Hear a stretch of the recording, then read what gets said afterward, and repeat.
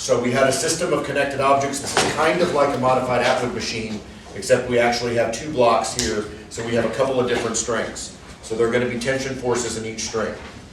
Okay? They gave us the three masses. They said that there's no friction.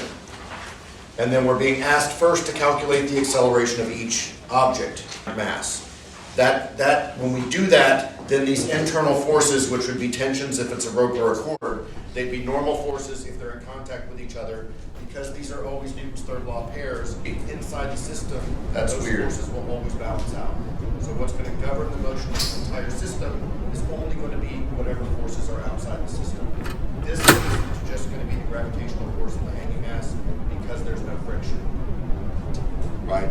So I go ahead and put the vertical forces. Those have to have equal magnitudes. But in this case, the vertical forces, that can't happen. They would be if there was friction with some other force pulling this down. Once I've passed Newton's second law, now I go back to my free body diagram. I like to think, since it's accelerated this way, I like to call that positive.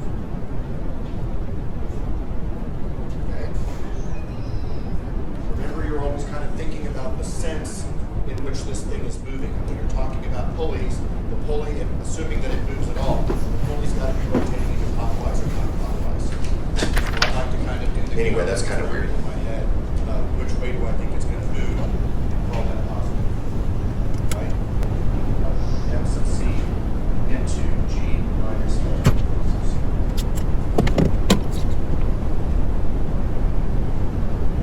Is that result reasonable? Does it make sense?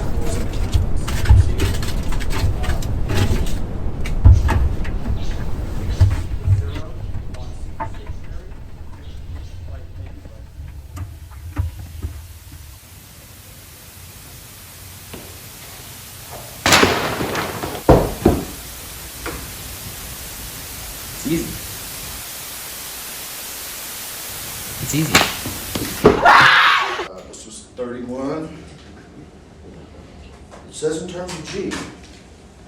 Huh. Oh, it says calculate the acceleration of each object also in terms of G. So this one also said in terms of G. That's weird.